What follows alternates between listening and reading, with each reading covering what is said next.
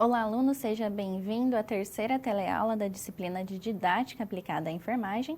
Eu sou a professora Márcia Canário e você vai poder mandar e enviar as suas dúvidas através do chat para franciele.batista, as dúvidas que você for tendo no decorrer da aula.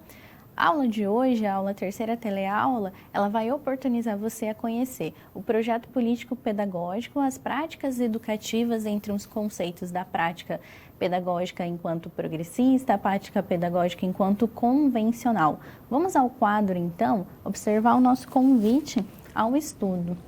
Então, nessa teleaula, nós vamos analisar os aspectos do projeto político-pedagógico do curso, no nosso caso, o curso de enfermagem, por meio das avaliações sociocultural, política e pedagógica do curso. Também vamos conhecer e analisar os aspectos e conceitos do processo de aprendizagem sobre a prática educativa convencional e conheceremos também os conceitos e objetivo e o processo de aprendizagem sobre a prática educativa progressista.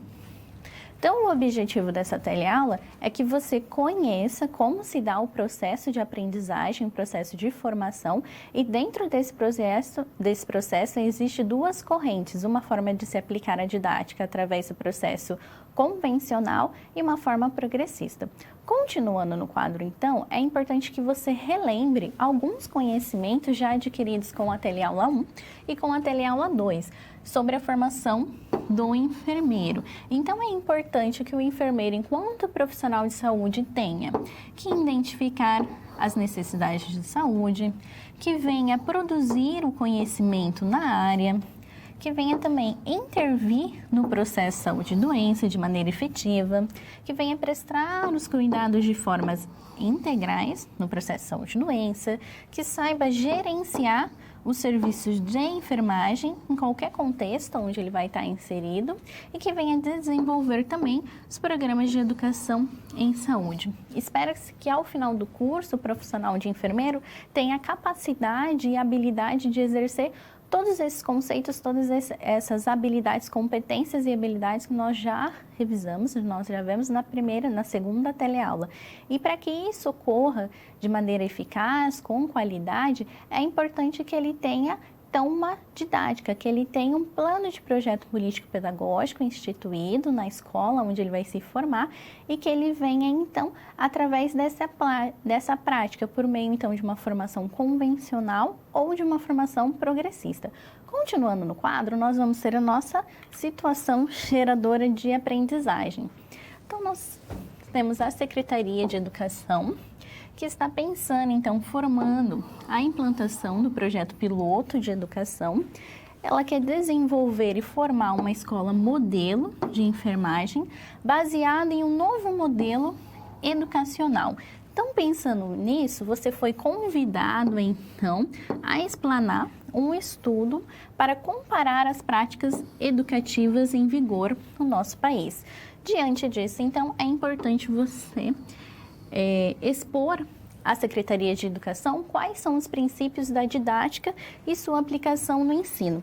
Então, dentro desse convite, a Secretaria de Educação ela tem essa proposta, então, de elaborar, de efetivar uma escola modelo, e enquanto isso você vai apresentar quais são os pressupostos, então, de um projeto político-pedagógico adequado para essa escola e as duas linhas de raciocínio que nós temos enquanto didática, uma progressista e a convencional, enquanto as suas vantagens e desvantagens. Assim, nós vamos para a nossa primeira situação-problema.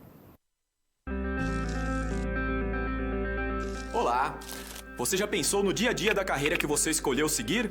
Bom, para ter uma ideia dos desafios da sua área, agora você vai procurar soluções para situações-problema. Para prosseguir, primeiro é necessário ter estudado e finalizado a sua pré-aula, já que é nela que você encontra os conceitos e as teorias da disciplina. Feito isso, você vai conhecer a sua primeira SP e vai identificar onde a situação se passa, quais agentes estão envolvidos e quais são os recursos disponíveis. Com essas informações, você vai problematizar o contexto apresentado para então solucionar o desafio. Preparado para começar a SP1? Então boa sorte e até mais!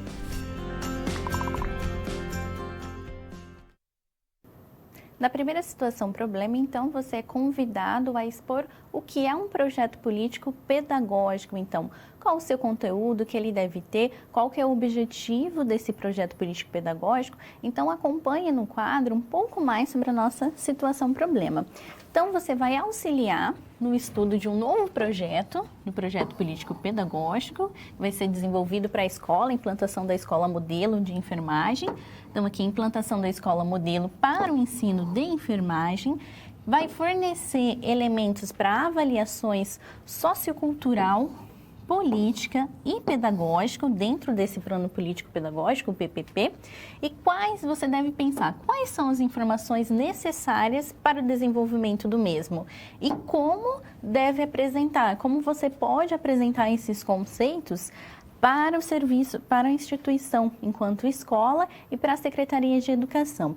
Então, o plano de projeto político pedagógico, ele é um documento oficial que serve para nortear a instituição enquanto ensino, enquanto escola, dentro dos objetivos que ela tem, enquanto ensinar e transmitir conhecimento. É ele que vai abarcar todo o conteúdo, é ele que vai planejar como esse conteúdo vai ser executado, é ele que vai nortear tanto os docentes, professores, é ele que vai ver a visão da escola, a implementação dela, quais são os recursos necessários. Então, o projeto político-pedagógico, ele tem essa função de dar um norte do ensino de acordo com a instituição, enquanto saúde, no nosso caso, enquanto ensino de enfermagem. Continuando no quadro, nós podemos ver outros aspectos do plano político-pedagógico. Então, ele é um documento que rege, então, a principal definição do curso. Todo curso, no nosso caso, o curso de enfermagem, vai se nortear pelo PPP. Pelo plano político pedagógico. E ele tem elementos de projeto políticos e pedagógico. Então, dentro desse projeto, eu vou ter elementos que são de caráter políticos e elementos que são de caráter pedagógico. Dentro desses conceitos, então, eu vou avançar um pouco mais no conceito de aprendizagem. Então, a aprendizagem é um processo significativo, ela vem sendo discutida ao longo dos anos e ela não é um processo que tem fim, ela não é um processo finito. Ela sempre está se atualizando e se modificando. Pensando que eu tenho um processo onde eu vou ter sempre pessoas aprendendo e pessoas ensinando. Então, o plano de projeto político-pedagógico, ele vai sendo moldado também ao longo dos anos, pensando em toda a perspectiva de aprendizagem que eu tenho enquanto aluno e professor. Continuando no quadro, nós vamos retomar alguns aspectos desse plano de projeto político-pedagógico. Então, aspectos do projeto. Então, é a visão ampla do que eu tenho. Quais são os objetivos, o que culmina, o que ele quer ensinar, o que ele quer explicar enquanto conteúdo. Dentro dos aspectos políticos, então, ele deve atender às necessidades sociais da sociedade, deve vir de encontro ao cidadão e os aspectos pedagógicos, né? Que deve atender, então, incluir os alunos enquanto estudante, enquanto fazedor parte do processo de ensino. Então, eu tenho esses três aspectos que devem ser atendidos. De forma ampla, então, o projeto em si, o que ele deve conter enquanto conhecimento a ser transmitido, enquanto conteúdo básico a ser ensinado, amplo no sentido de ser político e também quais as necessidades enquanto comunidade, enquanto serviço de saúde, qual a necessidade daquele público, qual a necessidade daquele aluno enquanto estudante, enquanto tendo também conhecedor, enquanto tendo conhecimento. O plano de projeto político-pedagógico deve atender esses aspectos e ele deve vir de encontro a uma realidade. Então, no caso da enfermagem, ele deve formar, então, um profissional que atenda às necessidades da comunidade. A necessidade de processo de saúde de doenças, a necessidade de prevenção da doença vigente. Então, ele deve ser elaborado pensando no serviço posterior e pensando também na prática profissional. Enquanto, retomando ao quadro, nosso último aspecto, enquanto pedagógico, ele deve vir então para definir as atividades educativas necessárias e para formar então um processo de concretizar o processo de aprendizagem. Então, dentro dos aspectos pedagógicos, eu tenho como eu vou transmitir esse conhecimento. Qual linha de raciocínio eu vou usar? Eu posso usar tanto uma prática convencional para transmitir esse conhecimento, ou eu posso usar uma linha progressista, uma prática pedagógica diferenciada, uma prática com outros tipos de conhecimento e aplicação para que esse conhecimento ele se achegue ao aluno e ele tenha o objetivo final, que é formar um profissional. Então, ele deve atender esses 3 requisitos. Ele vem de encontro ao que é político, ao que é pedagógico e ao que deve conter enquanto bagagem, enquanto conceito em si. Retomando ao quadro, nós vamos ver então que ele pode ser efetivado de 2 formas. Ele tem que ser completo, a fim de abarcar todos os objetivos de forma clara, para que todos aqueles que foram ler, desde o profissional de saúde, o docente, profissional, os funcionários da escola, venham entender o que aquele plano quer dizer, o nosso PPP. Mas ele também deve ser de forma flexível, pensando em absorver as mudanças e adaptações nas necessidades de aprendizagem do aluno. Então, enquanto PPP, enquanto projeto político-pedagógico, ele deve ser completo, a fim de que todo o curso, toda a graduação esteja contida, esteja completa dentro desse plano de projeto político-pedagógico, mas ele também deve ser flexível, para que ele se adapte às novas situações, para que ele se adapte ao processo de saúde de doença, às doenças que estão vigentes, às doenças que são emergentes, para que ele se adapte também ao perfil de aluno, ao perfil que o mercado de trabalho exige desse aluno profissional, quais são as necessidades de mercado, quais são as necessidades enquanto também o processo político e social. Quem é esse profissional que a sociedade exige? Ele vai atender as demandas das sociedades, as demandas atuais? Ele é um profissional crítico, reflexivo? Então, dentro do plano de projeto político-pedagógico, eu tenho que abarcar todo esse conhecimento. E ele não é estático, ele vai se moldando conforme a necessidade, tanto a necessidade da comunidade, enquanto serviço, enquanto sociedade, enquanto cidadão, e a necessidade do aluno também, enquanto indivíduo que faz parte do processo de formação. Então, ele é completo ao tempo que ele contempla tudo que é necessário para a formação de um profissional, mas também, ao mesmo tempo, ele é flexível para surgir e se moldar as adaptações durante o tempo, aos longos dos anos também. Continuando, nós vamos ver no próximo slide a estrutura básica de um PPP. Então, o que ele deve conter dentro do nosso PPP, então, primeiro a missão da instituição. A missão, ela visa valores, né? O que é importante para essa instituição, escola, qual é a razão de formação dela? A clientela, que diretamente nós temos os alunos, que é o nosso cliente direto. Por seguinte, então, os dados sobre aprendizagem, então a forma como esse aluno aprende. A forma de aprender. Como é necessário, então, qual é a formação desse aluno? Dentro disso, entre as formas de aprendizagem, eu tenho um processo que deve ser flexível, ele deve se moldando ao longo dos tempos.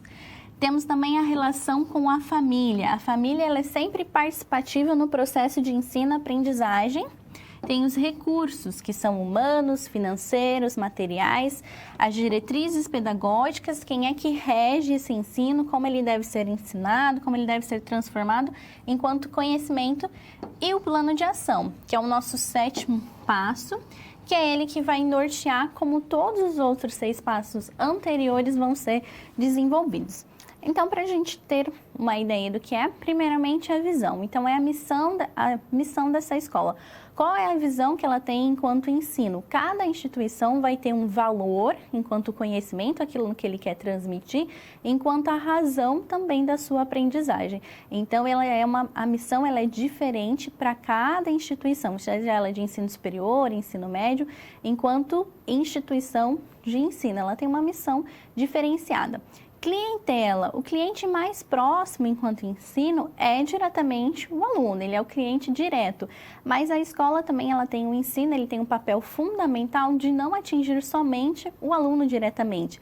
Indiretamente, nós temos toda uma cadeia, um processo que é atingido através do que eu aplico, do que eu ensino.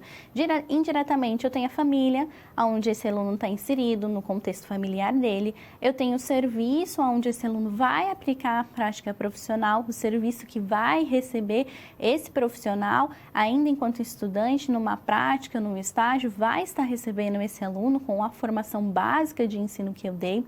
Eu tenho também a comunidade, o nosso fim, né, o nosso cliente, o nosso usuário final, que vai receber todo esse conhecimento que vai ser transmitido pelo aluno, seja na execução de uma técnica, seja entre uma consulta de enfermagem, ele também está envolvido enquanto cliente. Retomando o slide, nosso próximo missão é os dados sobre a aprendizagem. Então, como eu transfiro esse conhecimento e qual o conhecimento que esse aluno já tem? É importante que seja considerado também, enquanto dados de aprendizagem, qual o contexto social desse aluno. Ele é vulnerável, ele tem algumas limitações enquanto ensino, quais são os conceitos políticos e pedagógicos que ele traz. Todo esse processo vai nortear o meu ensino. Lembrando, então, sempre retomando o passo anterior, que deve ser flexível, então ele vai se adaptando enquanto processo de ensino, aprendizagem. Retomando ao slide, nosso próximo passo vai ser a relação familiar. Então, a família ela tem um papel importante sempre na participação do ensino. Então, temos subsídios, temos conceitos que são parte da instituição, enquanto transmissora do conhecimento, que abarca todo esse conhecimento, que ao final deve formar, então, um profissional enquanto saúde, mas temos a participação importante da família. A família forma cidadão, a família forma indivíduo, então ela transmite valores para essa pessoa enquanto indivíduo. Então, ele vem de um processo familiar muito importante. Enquanto graduação, nós já pegamos um indivíduo formado, com a sua formação básica, com o seu conceito, sua percepção sociocultural, suas vulnerabilidades. Então, a família ela tem uma participação e ela deve vir junto abarcar o processo de ensino-aprendizado. A instituição, enquanto ensino, transmitindo o conhecimento que é básico e a família também participando de forma efetiva na formação do indivíduo enquanto pessoa, enquanto cidadão. Continuando no slide, nós vamos ter a outra forma que são os recursos e as diretrizes pedagógicas. Os recursos, eles estão envolvidos naquilo que eu tenho para ser aplicado. Então, os recursos humanos, quem são os meus docentes, meus profissionais, aqueles que vão estar transmitindo conhecimento. Em estrutura básica, não são só os docentes, nós temos toda uma formação ampla de profissionais que estão envolvidos direta ou indiretamente na capacitação desse indivíduo, para o fim ele ser um profissional de saúde. Então, nós temos o campo de estágio, a relação do ensino profissional, nós temos os funcionários que fazem parte da instituição. Então, toda essa rede de apoio, o apoio pedagógico, o apoio técnico, fazem parte dos meus recursos. Humano, enquanto recurso financeiro, se eu tenho dinheiro, se eu tenho investimentos para serem feitos, para darem suporte para a formação desse profissional ou não.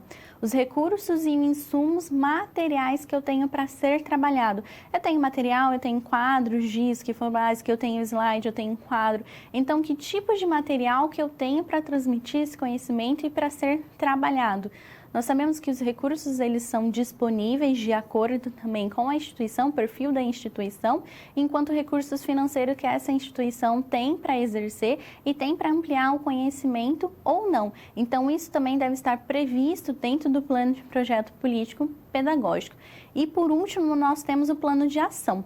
O plano de ação, as diretrizes pedagógicas, anteriormente ao plano de ação. As diretrizes pedagógicas, elas são toda a forma que eu vou transmitir. Que forma que eu vou transmitir esse conhecimento? Entre as outras situações, problemas, nós vamos ter uma forma convencional e uma forma progressista, que são linhas diferentes de transmissão de conhecimento e a instituição, enquanto ensino, enquanto escola, transmissora desse conhecimento, pode optar por uma linha ou outra dentro do PPP. E, por último, nós temos o plano de ação. Como eu executo toda essa proposta que está dentro do plano político-pedagógico? Então, ele precisa ser executado em um determinado tempo, com determinados recursos. Dentro desse plano de ação, eu vou direcionar quem são os responsáveis, quais são os responsáveis por executar todas essas práticas que eu estou propondo, e em quanto tempo eu desejo executar esse plano projeto político pedagógico, em quanto tempo eu quero que ele seja executado, e em quanto tempo eu devo reavaliá-lo para que ele também se adapte às novas demandas, à demanda de alunos, demandas dos professores, e para que ele seja avaliado enquanto meta quantitativa. Será que realmente tudo aquilo que eu propus está sendo efetivo para o aluno enquanto ensino? Será que ele está realmente aprendendo? Como está a formação desse profissional dentro desse conceito que eu propus no meu PPP? Continuando, então, nós temos outros aspectos da avaliação dentro do plano de projeto político pedagógico. Nós temos a avaliação sociocultural, então está relacionado ao meio ao qual a instituição, a escola está inserida. E dentro da avaliação sociocultural, que é o ambiente onde eu estou inserido, eu vou ter aspectos socioeconômicos e os aspectos da análise cultural. Dentro do aspecto socioeconômico, eu posso identificar a condição social e econômica dos alunos e da comunidade que ele está inserida e saber qual é a realidade desse aluno e comunidade e como eu direciono o projeto político e pedagógico para esse aluno. Em relação ao perfil socioeconômico, é importante que eu conheça qual é esse aluno, quem é esse aluno, de onde ele vem, qual que é o aspecto social e econômico desse aluno, se ele tem limitações financeiras ou não, quais são as opções deles, as escolhas, quais são os recursos financeiros que ele tem para estar dentro da minha instituição, nesse momento, aprendendo conhecimento. Será que ele tem limitações, né? Enquanto o aluno, será que ele precisa, enquanto a nível já de graduação, será que ele precisa trabalhar no contraturno? É um exemplo que nós podemos utilizar. Será que ele trabalha para auxiliar na renda? Nós temos alunos com vulnerabilidades que precisam ter esse auxílio na renda familiar. Então, ele é um perfil de aluno que estuda e também trabalha. E isso precisa ser considerado enquanto eu estou ensinando nesse processo de ensino-aprendizagem, essas limitações que o aluno tem. Qual que é a vulnerabilidade social a que ele está exposto? Então, dentro disso, o plano de projeto político-pedagógico, ele pode propor que esse aluno, ao adentrar a universidade, a faculdade, a instituição de ensino, ele já preenche uma ficha de perfil social. Possivelmente, em algum momento no ensino médio, no ensino fundamental, no ensino na graduação, você já preencheu alguma ficha que pede seus dados de renda, socioeconômico, as condições que você tem enquanto família, quais perfis de eletrodoméstico, eletroeletrônico que você tem em casa. Isso serve para traçar o perfil social de ensino e para saber quais práticas pedagógicas, enquanto instituição de ensino, quais práticas o docente deve exercer para que esse aluno consiga abarcar todo o conhecimento e, ao fim, ser um profissional também de excelência. Retomando ao quadro, nós temos o outro perfil, a outra análise, que é a análise cultural. Quem é esse aluno? Quem é esse indivíduo que eu estou formando? Então, eu preciso identificar os traços culturais do aluno e da comunidade que ele está inserido e permitir também a identificação da comunicação efetiva do conteúdo, como eu estou transmitindo esse conhecimento. Então, o PPP ele deve considerar que esse indivíduo ele tem uma formação cultural. Então, a literatura traz que cultural, essa cultura que nós temos, é tudo aquilo que nós abarcamos e expressamos de alguma forma, seja ela através da música, da arte, da fala, da expressão corporal, isso é cultura. Então, o indivíduo, quando ele adentra a instituição de ensino, ele traz uma bagagem que é cultural, uma expressão cultural dele.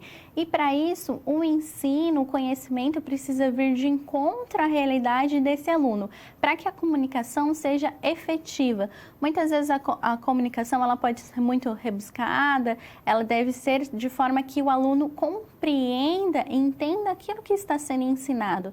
E isso, para ter um aprendizado significativo, precisa fazer parte do processo de vivência desse aluno. Então, eu preciso saber quais são os aspectos culturais que eles estão envolvidos, qual o aspecto político, qual é o contexto político e pedagógico que nós estamos envoltos, enquanto país, qual que é a situação econômica, política e social. Tudo isso faz parte do ensino e vai estar presente, vai fazer parte da vivência desse aluno. Então, muitas vezes não é o conhecimento que é ineficaz, às vezes é a forma de comunicar esse conhecimento que não está sendo significativa para esse aluno no processo de ensino-aprendizagem. Retomando então o slide, nós vamos ter a próxima avaliação, que está dividida entre a avaliação política e a avaliação pedagógica.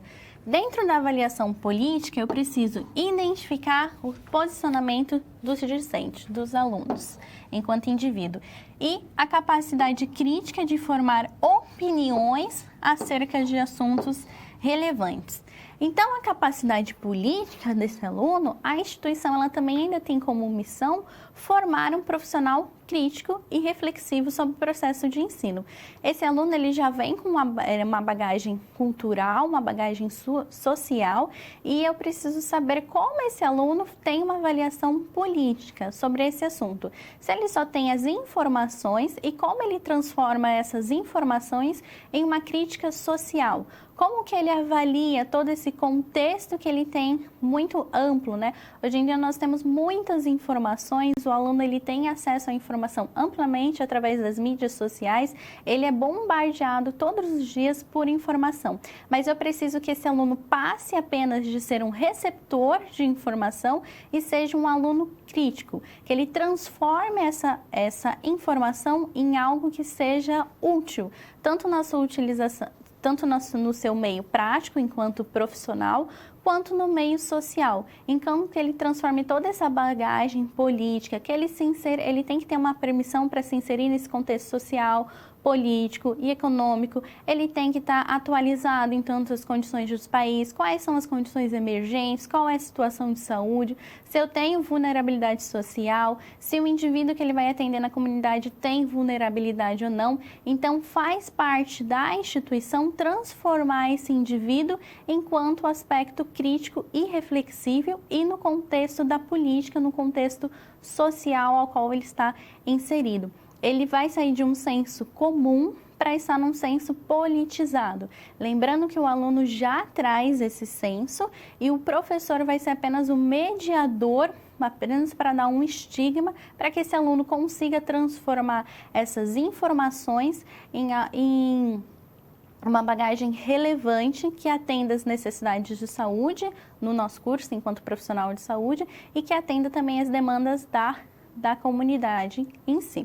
Continuando no slide, nós temos também aspectos da avaliação pedagógica.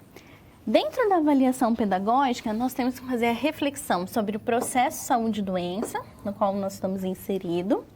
Dentro da avaliação, então, do profissional enquanto saúde, nós temos uma visão hospitalocêntrica, mecanicista, biológica e individual.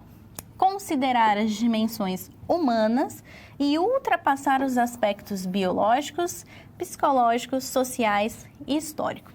Então, enquanto enfermagem, enquanto profissional de saúde, nós também devemos considerar qual foi o processo histórico de formação do desenvolvimento da saúde, principalmente no nosso país e a nível mundial também. Então, o perfil antigamente tinha essa visão hospitalocêntrica, limitada, fragmentada, especializada, uma visão mecânica que se aplicava somente à técnica, à prática. Isso se deu muito embasado ao modelo flexeriano que nós tínhamos desde 1910, baseado no modelo que vem lá da Revolução Industrial, do final da Revolução Industrial e do perfil de formação desse profissional. Precisava, nesse momento, ter um avanço na formação, uma formação prática e mecânica, e muito disso também foi abarcado dentro do processo da saúde. Flexer, ele veio então de encontro, ele fez uma pesquisa nas unidades de ensino lá em 1910, dentro dos hospitais, dos ambulatórios, aqueles que atendiam, tinham profissional de saúde, enquanto processo de medicina, e ele viu um abandono do processo de educação. E dentro disso, ele fez essa proposta, então, de padronizar o ensino, para que todos que fossem cursar, todos os alunos tivessem a oportunidade de ter um currículo universal, de ter uma formação padrão. No início, ele teve as suas vantagens, os seus avanços na saúde, nessa formação, essa padronização social, mas hoje ele já deve ser superado. porque essa visão trouxe prejuízos também no processo da saúde, se tornou uma visão focada no biológico, no patológico, na doença em si. Ela se centralizou no ensino dentro do hospital e tornou uma visão mecânica. Então, hoje, dentro do processo político e pedagógico, do processo de aprendizagem, enquanto serviço de saúde, enquanto instituição que forma profissionais de saúde, nós, enquanto docentes, enquanto professores, você, enquanto aluno, nós devemos superar esse modelo e atender o indivíduo agora no processo integral. Retomando o slide, então, nós devemos atender o indivíduo, então, enquanto os aspectos biológicos também, mas ele deve vir de encontro a atender os aspectos psicológicos, sociais e históricos. E aí, assim, nós temos uma avaliação inteira do processo saúde e doença, e não mais uma visão focada. Então, ainda enquanto ensino, eu preciso superar esse modelo e ter uma formação agora não especializada, uma formação generalista, universal, que atenda as demandas dos serviços de saúde, mas que também atenda a demanda do usuário, enquanto indivíduo, enquanto pessoa, enquanto eu tenho que exercer um cuidado humanizado. Continuando no próximo slide, nós temos aí a composição e montagem do PPP na enfermagem.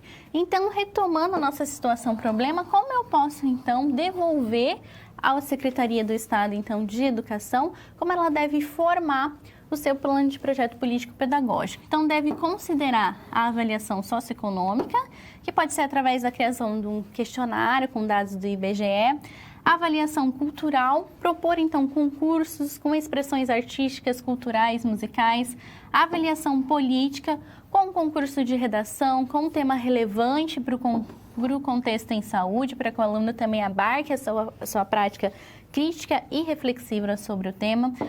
Propor o uso de bolsas e descontos para a mensalidade, para que eu consiga atender toda a demanda social da minha comunidade. E dentro da avaliação pedagógica, eu posso ter entrevista com os docentes. Quem são esses profissionais que vão estar formando os meus alunos, né? Qual que é a proposta que eu tenho? Quem são essas pessoas? Quais são esses indivíduos que vão estar formando? Então, o plano de projeto político-pedagógico é isso. É um documento que faz o norte da instituição enquanto ensino e dá a ele um rumo de como ela vai formar esses profissionais, como ela vai formar esses alunos dentro de um prazo previsto e qual é a proposta de ensino que ela tem a oferecer ao aluno, visando no final um profissional de saúde com excelência, com qualidade.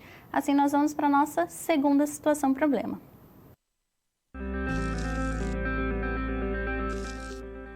E aí, conseguiu encontrar uma solução satisfatória para a SP1? Como você pôde notar, o desafio apresentado tem como base situações comuns da realidade de mercado. Eles são elaborados a partir de informações de empresas, experiência dos professores e acontecimentos do cotidiano. Isso significa que antes mesmo de você se formar, além de todo o conhecimento teórico, você já está em contato com a realidade do seu futuro profissional. Ah, e caso surja alguma dúvida, acesse o fórum e envie a sua pergunta, ok? Confere agora a SP2.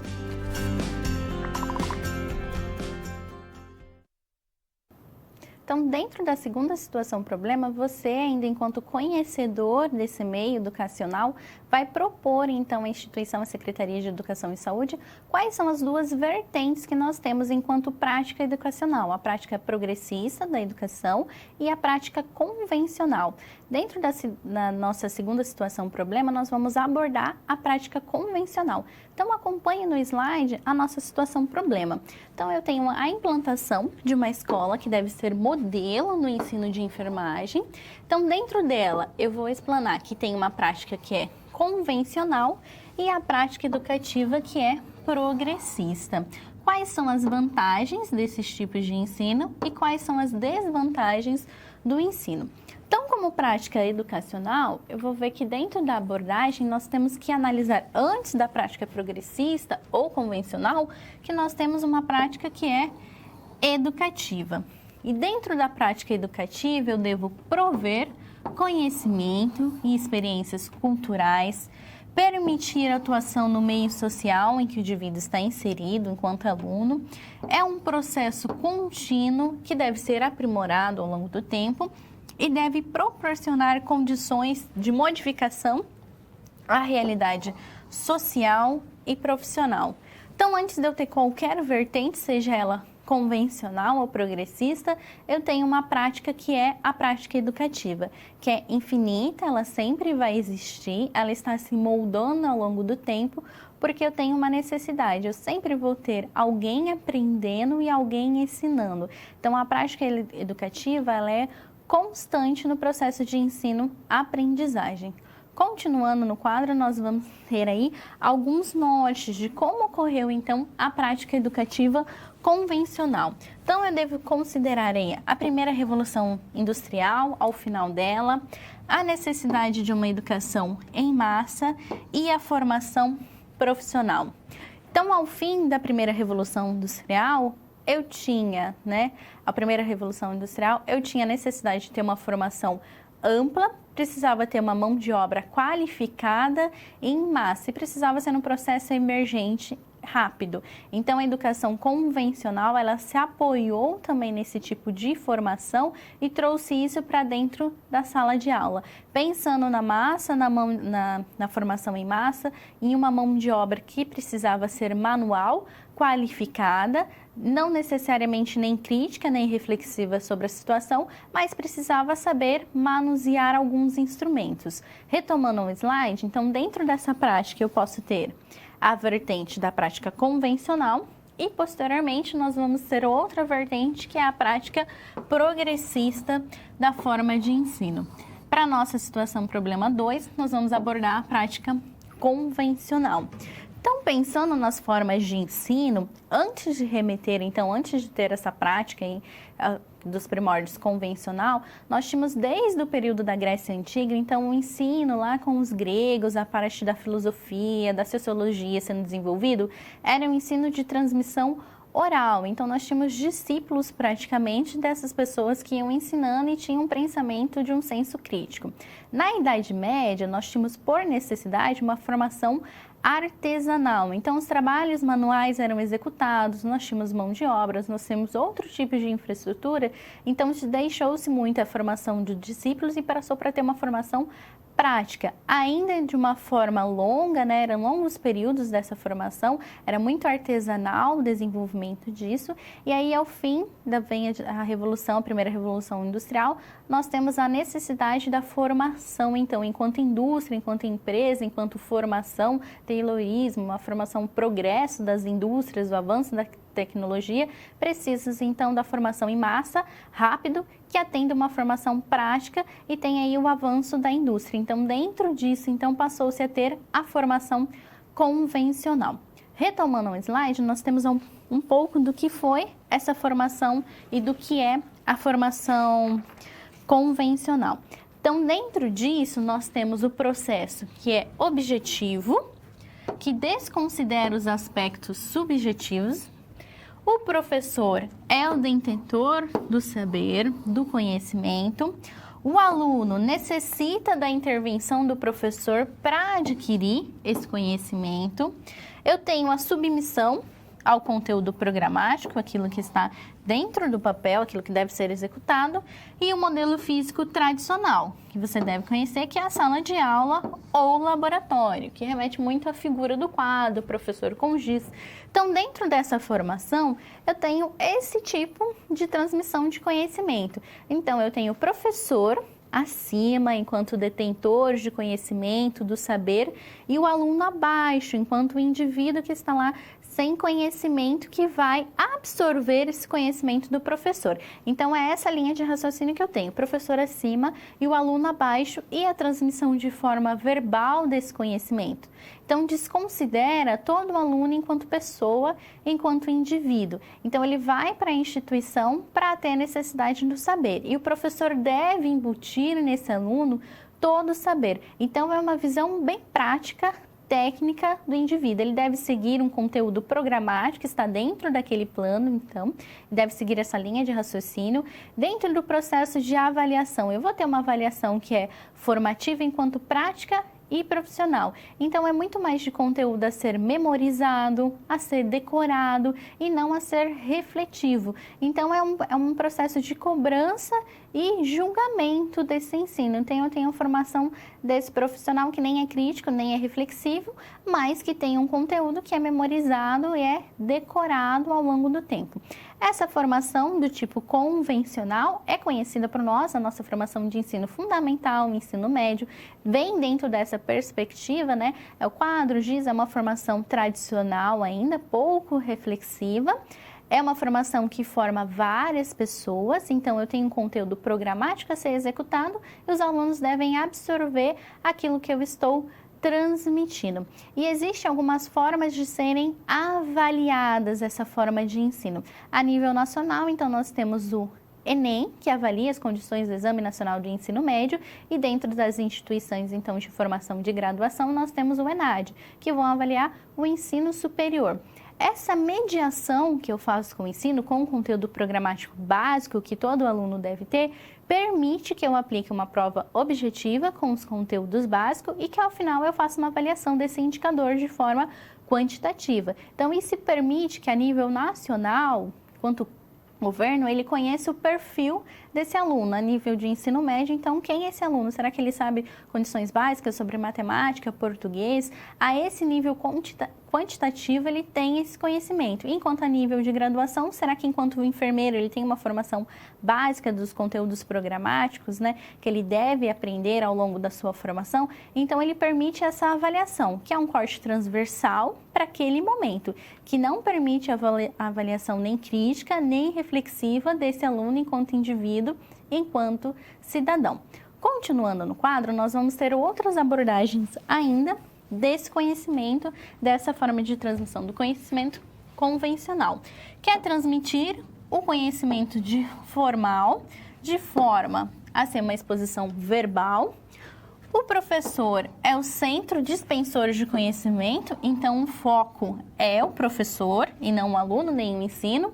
O aluno depende do professor, né, para absorção de conhecimento, então existe uma relação de dependência entre professor e aluno. Temos a formação de escalabilidade, então eu preciso de uma formação em grande escala, de padronização, com alto número de profissionais sendo formados. Padronização no ensino e ênfase na formação técnica. Então, esses três últimos aspectos remetem ao que nós já discutimos anteriormente. Então, o professor, na sua linha, ele é o detentor de saber, ele tem conhecimento e esse conhecimento deve ser transmitido. E cabe ao aluno, então, absorver, memorizar, decorar, se ater ao conhecimento que é transmitido. Não é permitido ser questionado, né, ter questionamentos, a formação, a condição de ensino do professor e apenas a absorção. Então, eu tenho a formação em massa, tenho um ensino que é padronizado, que é universal e que forma várias pessoas ao mesmo tempo nesse sentido, né? Continuando o quadro, então, nós temos ainda a desvantagem desse perfil de formação. Entre elas, eu tenho o professor como depositário de saber, então na nossa profissão enquanto profissional de saúde, se torna uma visão puramente biológica, focada na doença, desconsidera as experiências e o conhecimento trazido pelo aluno. O professor está em um nível superior ao aluno e isso permite uma avaliação para eu julgar o saber desse aluno. Existe uma opressão desse aluno. Não incentiva o aluno a questionar, a ser um aluno questionador, um aluno reflexivo e visa maior eficiência no processo educativo em relação aos volumes profissionais. Então, essa visão, a visão da formação convencional, a formação tradicional que nós temos, visa a formação de profissionais em grande escala, sem ser crítico, sem ser reflexivo, que abarque um conteúdo programático que eu estou disposto a dar e que ele absorva o conteúdo. em nenhum momento que ele tenha críticas sobre esse processo de ensino e também não importa se é o professor, se ele tem dificuldade nesse processo de ensino-aprendizagem, se ele tem alguma limitação e também não importa ao professor se ele tem um conhecimento que é de senso comum, se ele tem cultura, se ele enquanto indivíduo, enquanto cidadão, o aluno está ali para absorver o conhecimento que é descrito e cabe ao aluno absorvê-lo. E isso permite então uma avaliação objetiva, uma avaliação formativa, principalmente focada na prática desse aluno, com uma visão biológica, fragmentada, de todas essas discussões que nós já tivemos anteriormente. Continuando no quadro, como eu posso resolver e como eu posso apresentar, então, ao Ministério da Educação essa visão, então? Então, eu devo explanar que a educação convencional, as suas características, as vantagens que ela traz, as desvantagens deste tipo de formação. Devo apresentar que o professor é o detentor do conhecimento, que está centralizado a aprendizagem na sala de aula, onde é executado, então, o conhecimento, a transmissão desse conhecimento, que exclui, eu tenho a exclusão da subjetividade, eu tenho que centralizar a aprendizagem na sala de aula, repetido como nós já vimos anteriormente. Então, esse é o perfil de formação que eu tenho desse profissional enquanto a educação convencional. Então, eu vou apresentar esse perfil. Você deve estar se perguntando, então não tem nenhuma vantagem esse tipo de formação? Esse tipo de formação tradicional, convencional, já teve a sua vantagem, que foi necessária, sim, no processo da Revolução Industrial, dos avanços, no processo de alfabetização em massa que eu tinha da população. Então, ele foi pontualmente, em alguns momentos, necessário, sim. Mas hoje, ele já é um modelo que deve ser superado por outras práticas educacionais que nós temos à disposição. Então, pensar nesse aluno como um processo crítico, reflexivo, um aluno que deve julgar e um aluno que eu devo instigar esse conhecimento nele. Ele também deve ser pontuado que nós temos um padrão, né, em sociedades desenvolvidas, em países desenvolvidos, tem muita aplicação ainda da prática convencional e a prática tradicional. E quando nós avaliamos o IDH, o Índice de Desenvolvimento Humano desse país, é alto. Por que é alto? Porque é um padrão de educação que atende toda a população e quando nós temos pessoas com acesso à educação, seja ela numa formação progressista ou numa formação educacional, nós, de uma forma ou outra, conseguimos que essas pessoas transformem a sua realidade social e com isso atinjam, então, um índice de desenvolvimento humano mais alto. Mas hoje já se tem a retomar, então, a se pensar em um outro processo também de aplicação desse conhecimento. Então, por seguinte, nós vamos, então, à nossa terceira situação problema. Bom, 2 SPs já foram finalizadas. Como você acha que está se saindo? Lembre-se de que para se dar bem, é importante seguir as etapas, já que elas facilitam os seus estudos. Vamos revê-las? Primeiro é necessário estudar a pré-aula para conhecer a teoria e os conceitos da disciplina. Em seguida, leia a SP com atenção para conhecer e interpretar a situação exposta. Feito isso, você deve levantar hipóteses sobre a situação-problema, considerando os recursos disponíveis. E por fim, você deve aplicar os conceitos estudados com foco em resolver a problematização. Combinado? Então fique agora com a SP3. Até mais! A terceira situação problema, então, você deve apresentar qual é a forma, então, de educação progressista. Vamos ao quadro, então, conhecer a nossa situação problema. Então, para finalizar a sua participação no projeto da Escola Modelo de Enfermagem, você deve oferecer os elementos sobre a educação progressista. Os coordenadores do projeto pretendem compreender os conceitos e objetivos da educação progressista. Nesse sentido, então, você vai apresentar e moldar o que é essa prática pedagógica progressista, então. A prática progressista, ela está visualizando o indivíduo como um agente crítico, um agente vivo e crítico.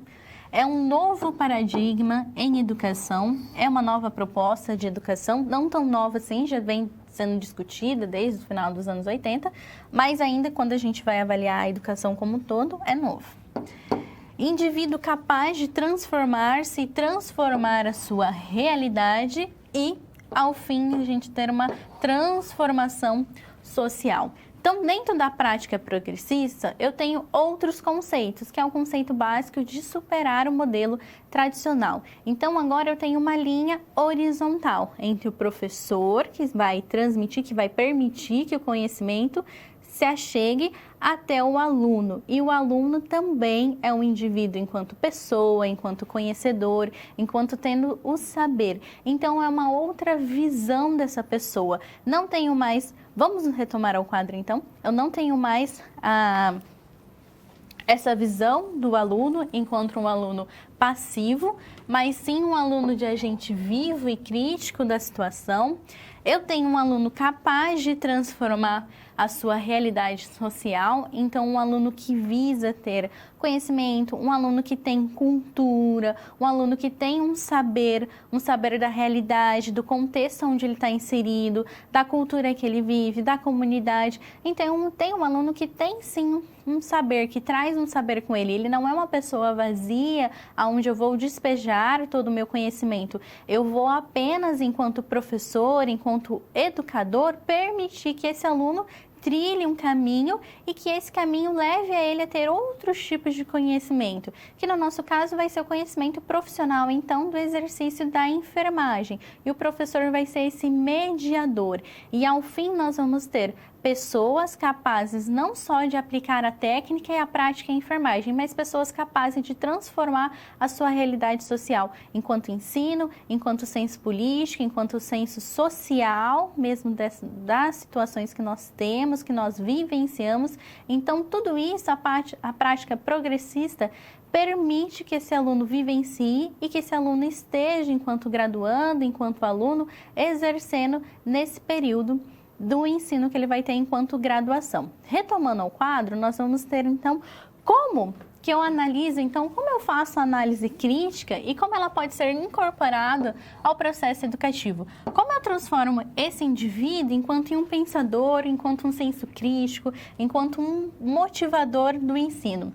Como eu incentivo, então? Como incentivar os alunos a criticarem os conteúdos e a realidade em que vivem, de maneira construtiva, com vistas à melhoria da situação. Então, como eu faço esse aluno passar de ser um aluno passivo para ser um aluno ativo e para que ele tenha uma análise crítica do conteúdo que eu aplico, daquilo que eu ensino, das condições que ele tem enquanto sociedade e tudo isso, como ele abarca todos esses conceitos de forma construtiva. O que ele vai fazer com esse conhecimento adquirido? Então, dentro dessa proposta progressista, então, o aluno não é mais apenas o receptor de conhecimento. Ele agora também passa a ter um papel muito mais ativo dentro do processo de ensino-aprendizagem. Então, é importante que esse professor, enquanto mediador do conhecimento, seja um estimulador desse aluno, cause estigma, para que esse aluno, sim, consiga buscar conceitos, consiga buscar conhecimento, que ele aplique a reflexão crítica, que ele seja um aluno que questione o professor enquanto conceito, enquanto aquilo que está sendo formado, enquanto aquilo que está sendo ensinado, e que ele seja um aluno questionador, um aluno que questione a prática técnica, questione os conceitos, questione por que está sendo feito daquela forma.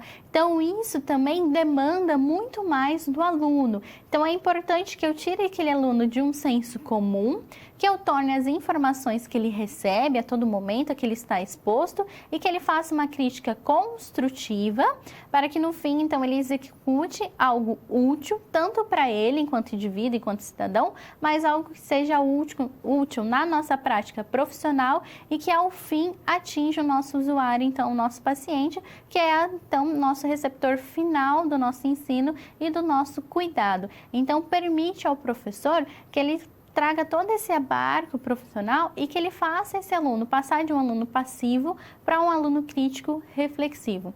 Demanda muito mais do aluno também, que precisa ter essa vontade, essa proatividade também a buscar o seu conhecimento e a ter muito mais do conteúdo do que ele possa ter numa prática convencional.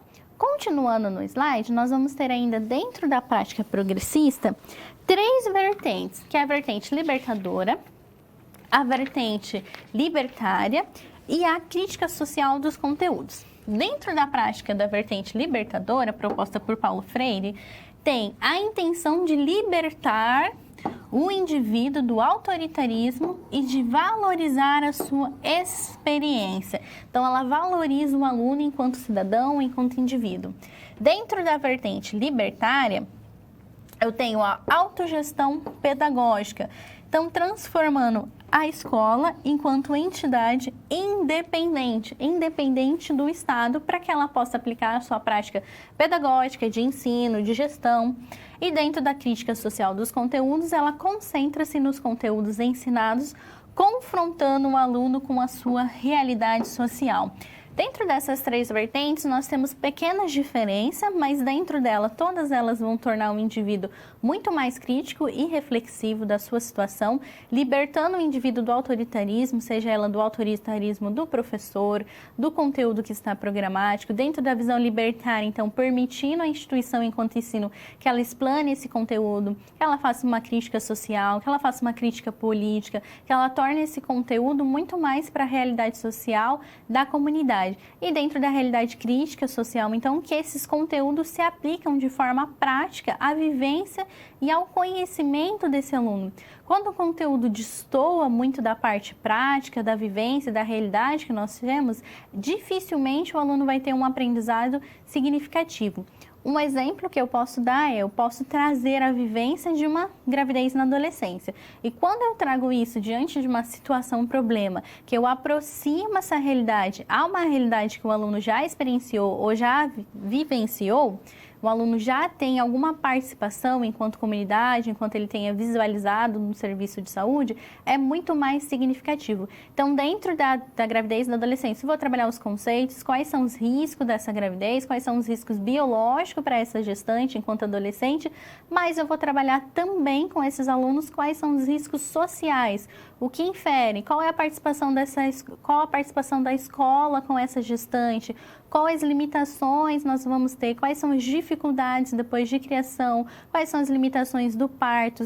Então, veja que eu trabalho conceitos que são práticos, que são conceitos básicos da enfermagem, mas também que eu aproximo esse conceito de uma realidade social, para que esse aluno, quando ele for uma atenção primária, ou quando ele estiver mesmo realmente numa atenção hospitalar, na maternidade, ele consiga visualizar não só uma gravidez na adolescente, ou uma adolescente grávida, puramente biológico, mas que ele consiga ter esse estigma que, além da gravidez, eu tenho toda essa realidade social. Então, dentro da prática progressista, eu tenho esse pensamento de fazer esse aluno refletir sobre todo o cuidado que ele vai ter.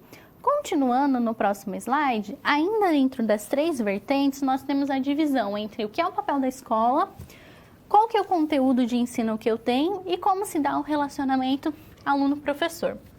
Então, dentro da prática libertadora, o papel da escola não delimita o espaço físico, então ele não precisa ser ensinado necessariamente somente no ambiente de sala de aula.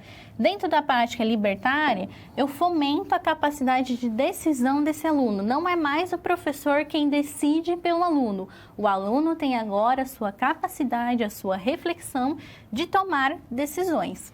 E dentro da prática da crítica social, eu tenho a difusão de conteúdos ligados à realidade social. Dentro disso, eu tenho também os conteúdos de ensino.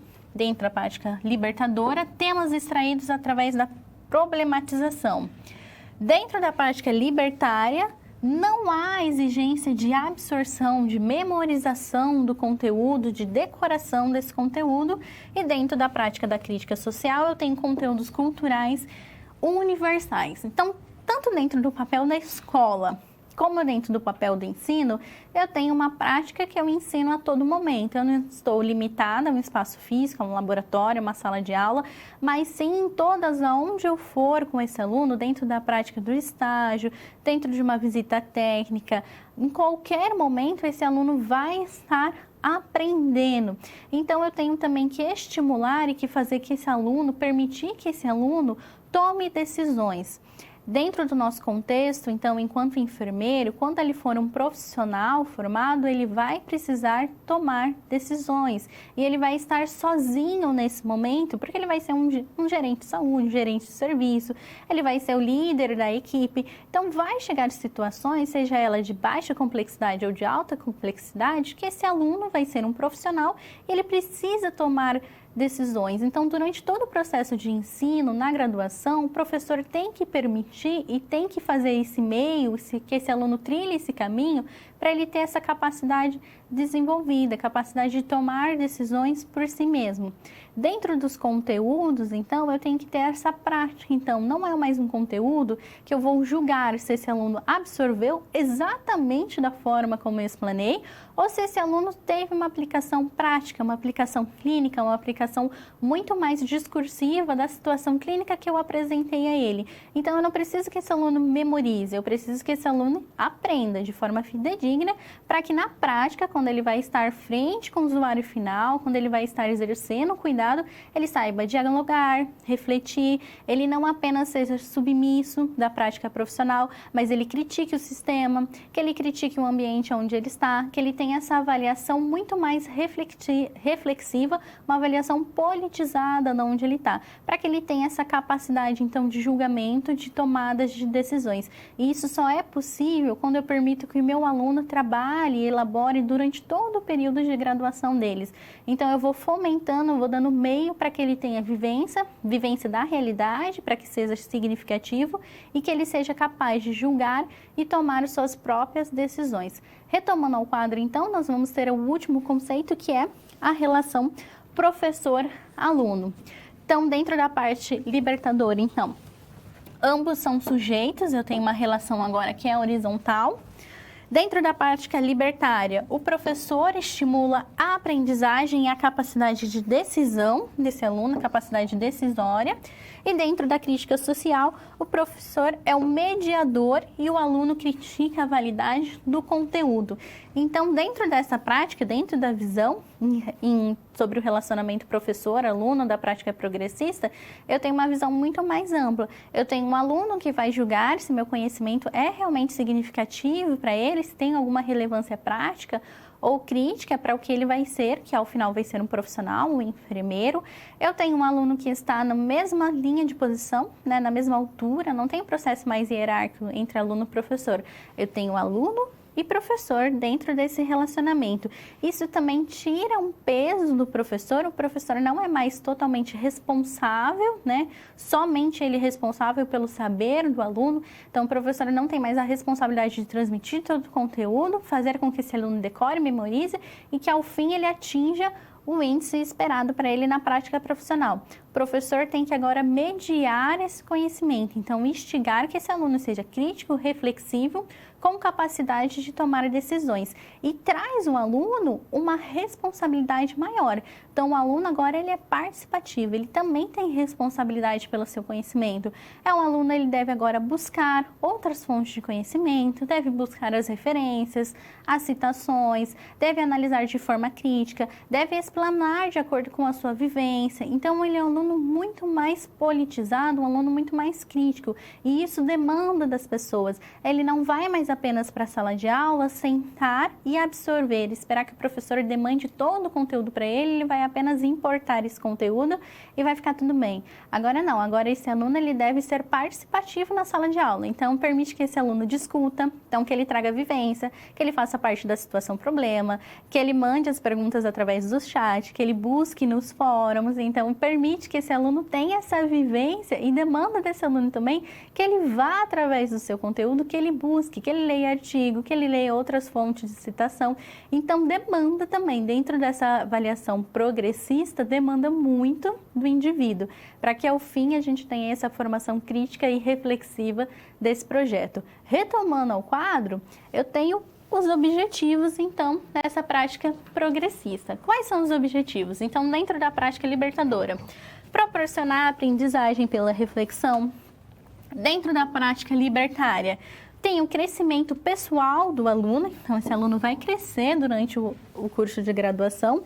E dentro da prática da crítica social e dos conteúdos, eu tenho a criação da capacidade crítica desse aluno, crítica e reflexiva. Então, eu permito que esse aluno, não que ele se mantenha no mesmo status que ele entrou, mas que ele cresça ao longo de toda a formação profissional dele. Então, que esse aluno ele venha se desenvolver tanto enquanto profissional, ao fim da sua formação, ele vai ser um enfermeiro, mas ele vai ser um indivíduo, ele vai ser um cidadão. Então, que ao longo dessa formação progressista, que ele seja muito mais que um profissional qualificado, com experiência técnica, com experiência prática, mas que ele seja um profissional que tenha vivência da realidade, do contexto a qual ele está inserido, que ele tenha vivência, que ele também é um educador enquanto educador em saúde, então faz parte do processo dele executar essa educação em saúde, transmitir o que ele sabe, atender de forma efetiva a comunidade. Então, tem outros aspectos dentro da profissão da enfermagem que vão ser desenvolvidos. O saber ouvir, o saber fazer, então tem uma escuta ativa. São processos que vão ser desenvolvidos dentro da graduação e dentro da formação desse profissional. Então, espera que dentro da formação progressista eu tenha esse reconhecimento, o indivíduo, que eu atenda as demandas sociais e que eu consiga transformar dele apenas de um saber técnico, prático e biológico dele em um cidadão capaz de transformar a sua realidade social. Continuando no próximo slide, nós temos aí como se dá esse processo da aprendizagem. Então, como eu posso fazer, então, para que esse aluno, ao fim, ele seja esse aluno crítico, reflexivo, ele seja esse cidadão com pontos positivos para a sociedade? Então, o professor deve instigar as discussões desse aluno, então fomentar essas discussões, deve propiciar vivência em grupo para que haja, então, tomadas de decisão e, dentro do processo amplo, incitar discussões sobre o ambiente e conteúdos ministrados. O primeiro, dentro da prática libertadora, dentro da prática libertária e o último, dentro da crítica sociais. Todos juntos dentro desse processo, então, o professor como mediador, ele instiga esse conhecimento, então ele faz com que esse aluno busque mais, que ele vá atrás do conteúdo, que ele busque a fonte da formação. Ele deve propiciar, então, situações em que o aluno tenha que tomar decisões.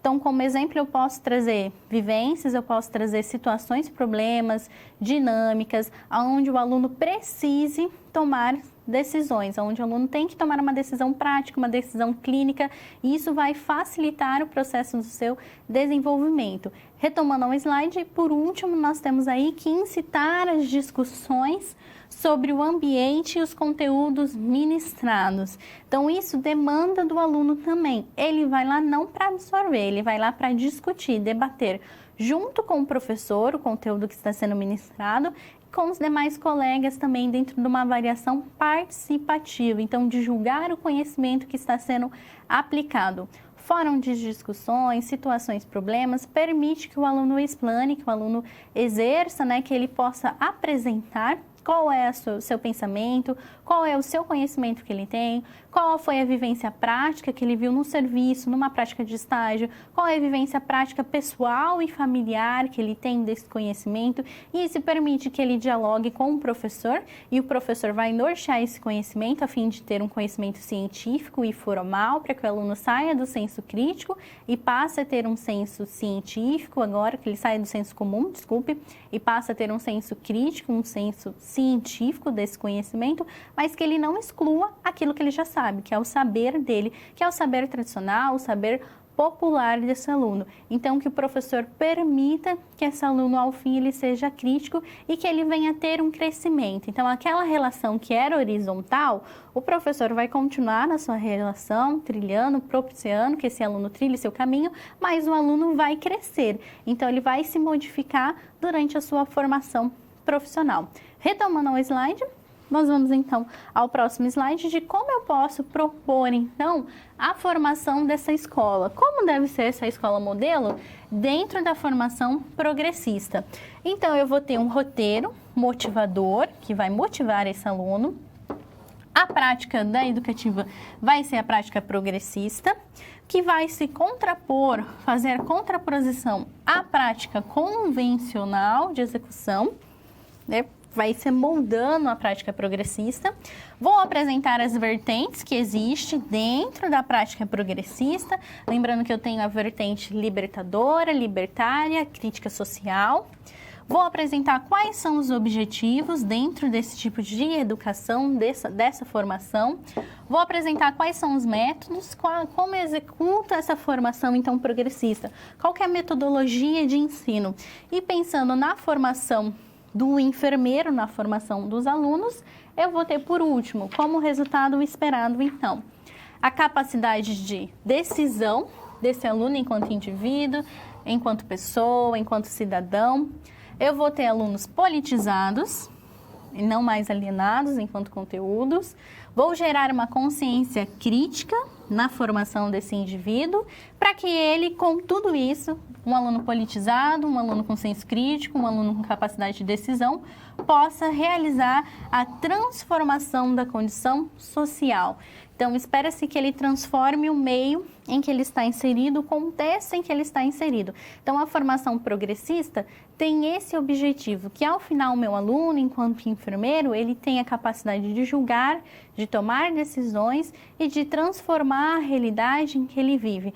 A educação, ela sempre deve vir nesse sentido. O ensino, a aprendizagem, ele deve vir no sentido que o aluno transforme a realidade social e que com isso a gente consiga uma melhor qualidade de vida, um melhor desenvolvimento social e cultural da população, que nós tenhamos avanços tanto no serviço de saúde, na prática e na execução de saúde, que com isso o aluno esteja muito mais preparado para executar uma prática de cuidado humanizado, um cuidado efetivo. Então, a prática progressista, ela permite que esse aluno ele saia de um senso, que ele traga consigo sim a sua cultura, a sua vivência, a sua política e que com isso ele consiga mais o abarco da educação que eu vou propor, que eu vou mediar, que ele tenha mais conhecimento, que ele consiga transformar a realidade social, seja a realidade social dele, seja a realidade social do usuário final, que vai ser o nosso paciente ou o nosso usuário na atenção primária. Isso é permitido através da educação progressista. E dentro desses conceitos, então, eu posso escolher qual vertente me aplica, entre a libertária, a libertadora e a crítica social. Por fim, eu só queria deixar que dentro da prática libertadora, então, para o Paulo Freire, ele é um educador, né? É uma referência no contexto da educação para nós. E ele educou em 40 horas, ele conseguiu alfabetizar várias pessoas. Tem um artigo disponível dentro da nossa unidade de ensino. É importante que você leia para ver como a prática progressista é possível ter tanto uma formação ampla, mas que eu tenha uma formação humanizada. Então, ele é reconhecido muito por esse mérito de, em 40 horas, conseguir alfabetizar vários trabalhadores no contexto rural. Foi criticado na época, teve uma crítica social diante desse conteúdo, mas ele transformou a vida daquelas pessoas dentro da sua aplicação da vertente da prática libertadora. Então, com isso, nós encerramos a nossa teleaula, a nossa terceira teleaula, com a vertente do plano do projeto político-pedagógico. Dentro você conheceu tanto a prática convencional como a prática progressista, e assim nós vamos para o nosso Provocando Novas Situações. Bom, chegamos ao final da nossa aula. E depois de concluir todas as SPs, é hora de você refletir sobre tudo o que aprendeu com os desafios. Vamos lá? Primeiro, ficou claro que o conhecimento vem ao fazer uso do material didático disponível no ambiente virtual do aluno. Isso inclui fazer a pré-aula, assistir aos vídeos, ler os textos e acessar as web-aulas. E depois de compreender os conceitos da disciplina, você aprendeu a aplicar os fundamentos aprendidos em situações similares às da realidade do mercado de trabalho. Tudo isso faz de você um aluno proativo e mais capacitado para exercer a sua profissão, o que te coloca passos à frente na hora de ter sucesso profissional. Mas não acabou. Você ainda tem a sua pós-aula para acessar. Não vai esquecer, hein? Cada parte do processo é essencial para a sua aprendizagem. Respeite todas as etapas, ok? Bons estudos! Tchau! Provocando Novas Situações de hoje é uma imagem, acompanhe comigo no quadro então, para nós refletirmos todo o conteúdo que você acabou de aprender. Então, na nossa charge, quem não entendeu, levanta a mão. Então, aqui vamos supor que o Joãozinho levantou a mão aqui. Manolito, o que você não entendeu, Manolito? Nada, desde março até agora. Com isso, a pergunta que fica é: como foi esse processo de aprendizagem? Então, quem não entendeu, levanta a mão. Que você não entendeu, Manolito? Nada, desde março até agora.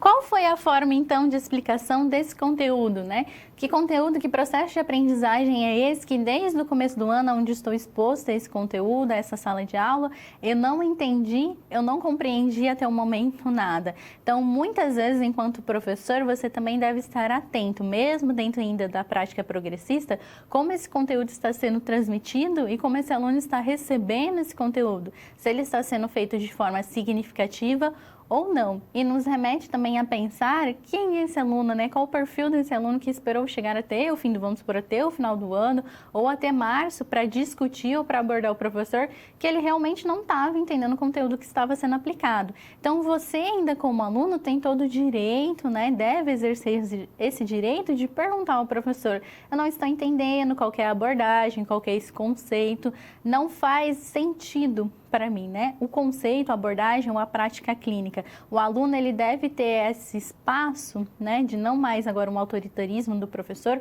mas sim o professor quanto mediador, e isso reflete muito da relação professor-aluno. Quanto mais abertura o professor der, quanto mais próximo da realidade do aluno, né? Quanto mais próximo ele for do aluno, mais o aluno vai se sentir seguro para realizar uma pergunta e não vai sofrer nenhuma retaliação ou nenhuma ofensa enquanto a sua pergunta. Então, o meu desejo é você, enquanto aluno, sempre busque esse perfil profissional de ser crítico, de ser reflexivo, que você tenha sempre essa abertura de poder buscar um conteúdo, de fazer uma pergunta, nunca se sentir subjugado ou inferior por não saber algo. Lembre-se sempre que todos nós estamos em um processo contínuo de aprendizagem. Nós sempre estamos ensinando e aprendendo. E muitas vezes, enquanto professor, enquanto professora, nós aprendemos muito mais com o aluno do que nós ensinamos. Então, esse é o processo e esse é o meu desejo para você na sua função enquanto ensino. Não deixe para fazer igual o Manolito, perguntar só no final do ano, só no final das teleaulas, para saber: eu não entendi o conteúdo. Que vocês tenham sempre essa abertura para se fazer pergunta, para se fazer um aluno capaz enquanto pessoa, enquanto indivíduo. E assim, então, nós encerramos a nossa terceira teleaula. Até a próxima! Você já parou para pensar em quais são as diretrizes para um curso como este que você está estudando? Essa é uma pergunta que à primeira vista pode parecer complicada, não é mesmo? Para respondê-la, vale a pena começar falando sobre o chamado Plano Político Pedagógico, ou PPP. O PPP é o principal documento de definição de qualquer curso, porque ele determina o que é e que rumo deve seguir o curso. Como o próprio nome indica, esse documento é composto por elementos de projeto, elementos políticos e pedagógicos. Enquanto projeto, o PPP descreve os objetivos a serem atingidos e determina os recursos necessários para alcançá-los. Pelo viés político, o documento apresenta a escola como um espaço de formação participativa, na descoberta que o aluno faz de si e do mundo à sua volta. E pelo aspecto pedagógico, o PPP contém as atividades educativas necessárias para concretizar o processo de aprendizagem do aluno. O documento junta essas três dimensões e, assim, firma-se como guia para as ações da escola. Conhecer o PPP é necessário não apenas para os gestores, mas também para os professores, funcionários, alunos e familiares que juntos compõem o público assistido pela escola em questão. A estrutura do PPP deve conter a missão, a clientela, os dados de aprendizagem, a relação com as famílias, os recursos, as diretrizes pedagógicas e o plano de ação da escola. Esses são os elementos básicos que devem ser adaptados conforme a particularidade de cada curso. Além disso, a execução do PPP deve ser iniciada com base em avaliações preliminares, como as avaliações sociocultural, política e pedagógica. Elas são fundamentais para que a escola atenda às necessidades pedagógicas que também são influenciadas pelo ambiente em que ela está inserida. Todo o conteúdo do PPP deve estar alinhado à prática educativa, que tem como objetivo prover conhecimento e experiências culturais que permitam ao aluno atuar e transformar o meio social em que vive.